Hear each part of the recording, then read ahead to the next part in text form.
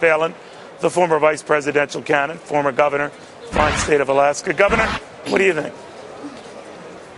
Well, I think that President Obama certainly showed his desperation tonight with not only his mannerisms, with all of his interruptions and seemingly angered responses, but his false charges. And he's trying to make up for lost ground, of course, because the president's lies are catching up with him.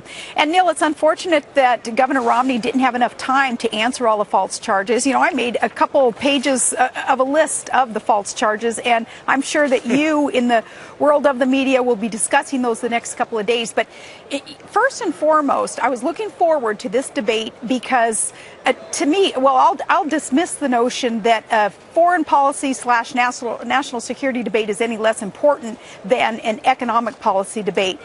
And I guess it's the mama grizzly in me that comes out when I think about my son overseas in a war zone. And I think how offensive it is that our own president would claim to be using our military troops to fight and die on, quote, his behalf, unquote, and yet be willing to throw them under the bus to hold their paychecks hostage until he gets his way with Congress to increase the nation's debt, that he would have a problem with our military troops being able to vote conveniently in a war zone, that he would claim that sequestration wasn't his fault. He signed it into law, and now he says it's not going to happen, and it's going to. And by the way, we're hearing Governor from Mitch McConnell's office and John Boehner's office.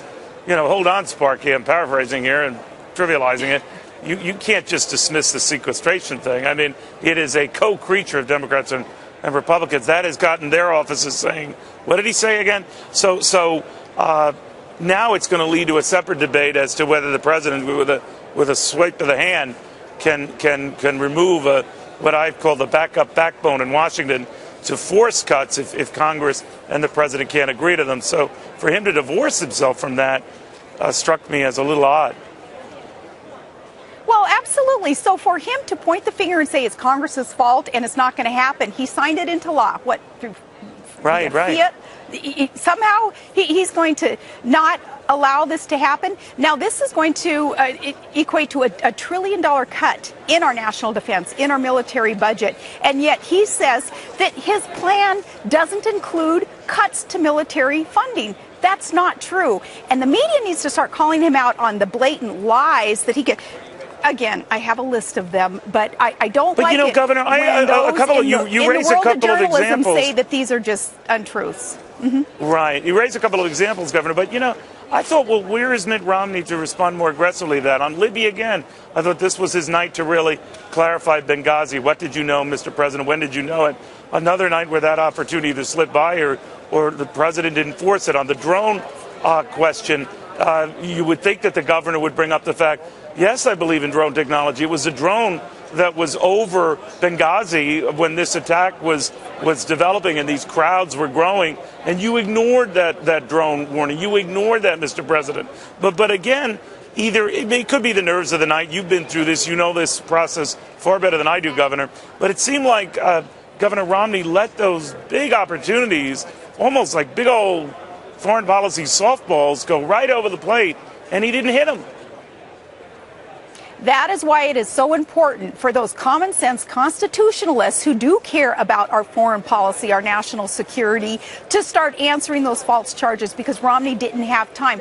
Obama is the master at spewing untruth upon untruth in these charges, knowing that he keeps throwing things at the refrigerator and something's going to stick. And Romney, again, did not have time to answer all the charges. It's important for constitutional conservatives to kind of make up for that lack of aggressive answer back from Romney, and that in the next 16 days we start answering the false charges. For one, the charge that Obama made that our alliances, our relationships with those across the globe are better today than ever. Since when? Including Israel, he had the nerve to claim.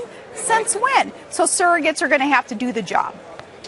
Well, I didn't hear that either. I was a little surprised at that, but maybe in the end, you know, many people say that it gave the impression of Mitt Romney trying to not risk anything to jeopardize a lead or momentum that he has. That, say what you will of last week's debate, Governor, and I know you and I think we're chatting at the time about how, you know, you could cut that one both ways, but that maybe the president had the better part of him that night, and we'd see it in the polls. Now, we have not seen it in the polls. If anything, Mitt Romney has widened his lead. So I think it presented a conundrum for the president tonight to be more aggressive. I think over the top aggressive. And I think it might come back to bite him. So even if you would argue he won this debate on points or some one-liners, and believe me, I'm always wrong on this. I have no idea how this will ultimately be graded. But I think he risked a lot with his demeanor, the anger, the constant interruptions, the Joe Biden type of ways he went about this that might have been his trying to reclaim the offensive. But I kept trying to think, you are the president. And I don't know, it didn't seem presidential. Your thoughts? No, and I think Romney came across much more presidential. He's not petulant. He's not self-centered when it comes to talking about his record and when it comes to giving credit where credit is due, whereas obviously Obama is a very self-centered politician who wants to blame everybody but himself when something goes wrong. And you saw a lot of that tonight. No, Romney, I think, came across as taking the high road. My nature would be, to come back swinging on some of those points and to interrupt Obama to make a point, because Obama has that as a practice to interrupt. And, the moderator allowed him to keep interrupting. But no, I think Romney came across as much more presidential. That's very interesting. Yeah, the interruption thing. I mean, it can cut both ways, but I kept thinking, both candidates, there was a chance to do that even more. Obviously, the president took advantage of it aggressively. Real quickly, Governor, before I let you go, the economy didn't come up until a half hour into this. That's when, obviously, Governor Romney started weaving that into this whole idea of national security. Our security is compromised with $16 trillion in debt, this ongoing fiscal cliff. Only then did he seem to hit his stride. Did he wait too long? Is a half hour too long? Both of them waited too long to even bring up the idea of energy independence, and that has so much to do with our security, our prosperity, and America's opportunity to be the exceptional nation that we know we can be. So that's unfortunate. Right. Glad that Romney did weave in the economic issues that need to be discussed, but both of them missed the point on energy independence again. Yeah, a lot of missed opportunities on both counts. Governor Palin, always a pleasure. Thank you very, very much.